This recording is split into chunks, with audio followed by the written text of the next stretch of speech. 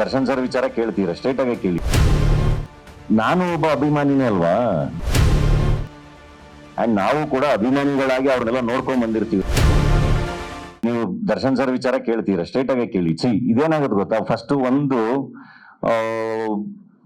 ಯಾವಾಗ್ಲೂ ಈಗ ಸುದೀಪ್ ಸರ್ ಒಂದ್ಸರಿ ಅದನ್ನ ಹೇಳಿದ್ರು. ಆಕ್ಚುಲಿ ನೀವು ಹೋಗಿ ಎಲ್ಲಾ ಕಲಾವಿದ್ರನ್ನು ನಿಮ್ಗೆ ಹಿಂಗ ಆಯ್ತಲ್ಲ, ಏನ್ ಅನ್ಸುತ್ತೆ ಅಂದ್ರೆ ಯಾವ ಕಲಾವಿದನು ಸಡನ್ ಆಗಿ ಏನು ಆನ್ಸರ್ ಮಾಡಕ್ ಗೊತ್ತಾಗಲ್ಲ ಒಂದು. ಸೊ ಹೌದು, ಇವಾಗ ನೀವು ಹೇಳ್ತಿರೋದು ವಿಡಿಯೋ, ಈಗ ನಂದು ಕೋಟಿ ರಿಲೀಸ್ ಇದೆ ಆಯ್ತಾ, ಆ ರಿಲೀಸ್ ಎಲ್ಲ ಬಿಟ್ಬಿಡಿ. ನನಗೆ ಈಗ ನಾನು ಪೂರ್ಣ, ನನಗೆ ಬಹಳ ಇಷ್ಟ. ನಂದು ಒಂದು ಅಣ್ಣ ತಮ್ಮನ ಸಂಬಂಧ ಎಲ್ಲ ಇದೆ. ಅವನ್ ಸೂಪರ್, ಅವನು ಇದು ನಾವು ಬಹಳ ಎಮೋಷನಲಿ ಕನೆಕ್ಟೆಡ್ ಎಲ್ಲ ಇದೆ ನಂಗೂ ಪೂರ್ಣಂಗೆ ಅಲ್ವಾ.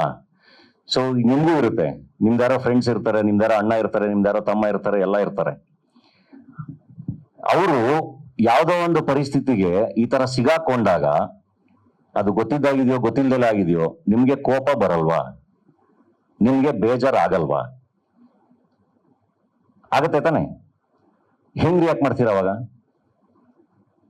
ಬೇಜಾರಾಗತ್ತೆ ತಾನೆ, ದುಃಖ ಆಗತ್ತೆ ತಾನೆ, ಎಲ್ಲರೂ ಆಗತ್ತೆ ತಾನೆ. ಹೆಂಗೆ ನೀವು ರಿಯಾಕ್ಟ್ ಮಾಡಕ್ಕಾಗತ್ತೆ? ಅದೇ ತರನೇ ಎಲ್ಲರೂ ಹೇಳಿರ್ತಾರೆ.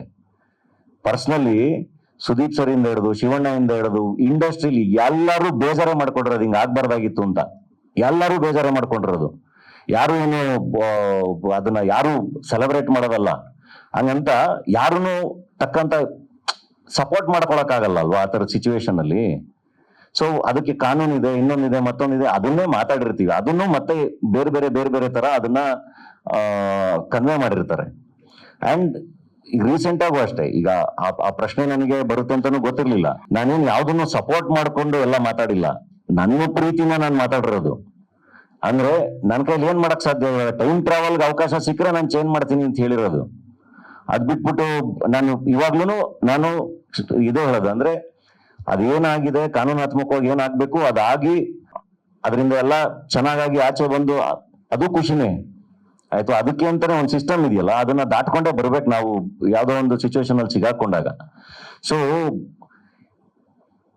ಯಾರಿಗೂ ಪ್ರೀತಿ ಇಲ್ಲ, ಇನ್ನೊಂದಿಲ್ಲ, ಮತ್ತೊಂದಿಲ್ಲ ಅಂತಲ್ಲ. ಅಂಡ್ ಒನ್ಸ್ ಅಗೇನ್ ನಾನು ಇದನ್ನು ಮತ್ತೆ ಹೇಳಕ್ ಇಷ್ಟಪಡ್ತೀನಿ, ಇದೂನು ಅಷ್ಟೇ. ಇವಾಗ ಈ ಪ್ರಶ್ನೆ ಬಂತಲ್ಲ, ಇದಕ್ಕೂ ನಮ್ಮ ಸಿನಿಮಾಗಳಿಗೂ, ಸಿನಿಮಾ ಇನ್ನೊಂದಕ್ಕೂ ಮತ್ತೊಂದಕ್ಕೂ ಎಲ್ಲ ಸಂಬಂಧ ಇಲ್ಲ. ಕೆಲಸಗಳಿಗೂ, ನಾವು ಮಾಡ್ತಿರೋ ಸಿನಿಮಾಗಳಿಗೂ ಇದಕ್ಕೂ ಸಂಬಂಧ ಇಲ್ಲ. ಅದನ್ನ ಮತ್ತೆ ಇಟ್ಕೊಂಡು ಇಲ್ಲ ಇವಾಗ ಏನೋ ಇವರು ಅಪೀಸ್ ಮಾಡಕ್ ಟ್ರೈ ಮಾಡ್ತಿದಾರೆ, ನೋ ಇಲ್ಲ. ನಮಗೆ ಪರ್ಸನಲ್ ಆಗಿ ನಮ್ಗೆ ಏನ್ ಎಮೋಷನ್ ಇರುತ್ತೆ, ನಮ್ಗೇನ್ ಸಂಬಂಧಗಳಿದೆ, ಒಬ್ಬ ಅಭಿಮಾನಿಗೂ ಒಬ್ಬ ಕಲಾವಿದನಿಗೂ ಏನ್ ಸಂಬಂಧ ಇರುತ್ತಲ್ಲ, ಹಂಗೆ ಕಲಾವಿದರಿಗೂ ಅದೇ ತರದ ಸಂಬಂಧ ಇರುತ್ತೆ, ಅದೇ ತರದ ಕನೆಕ್ಷನ್ ಇರುತ್ತೆ. ಅಂಡ್ ನಾವು ಕೂಡ ಅಭಿಮಾನಿಗಳಾಗಿ ಅವ್ರನ್ನೆಲ್ಲ ನೋಡ್ಕೊಂಡ್ ಬಂದಿರ್ತೀವಿ, ನಮಗೂ ಅದೇ ಕನೆಕ್ಷನ್ ಇರುತ್ತೆ. ನಿಮ್ಗೇನ್ ಬೇಜಾರಾಗಿರುತ್ತೆ, ನಿಮ್ಗೇನ್ ಕೋಪ ಯಾಕೆ ನಿಮ್ಗೆ ಯಾರಿಗೂ ಕೋಪನೇ ಬಂದಿರಲ್ವಾ ಫ್ಯಾನ್ಸ್ಗೆ?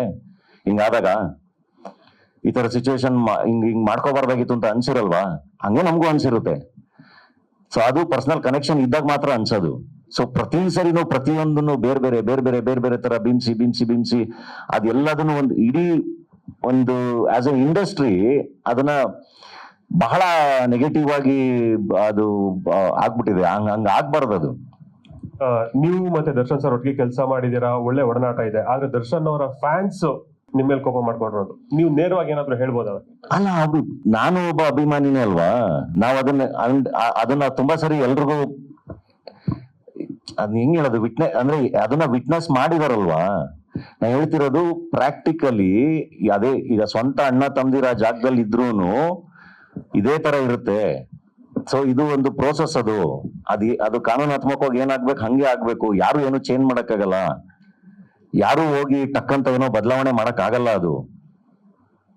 ಅಂಡ್ ಆ ಘಟನೆ ಆಗಬಾರ್ದಿತ್ತು ಅಂತ ಅಷ್ಟೇ ನಾವು ಹೇಳಕ್ಕಾಗತ್ತೆ, ಬಿಟ್ರೆ ನಮ್ ಕೈಯಲ್ಲಿ ಯಾರ ಕೈಯಲ್ಲೂ ಬೇರೆ ಏನು ಇರಲ್ಲ.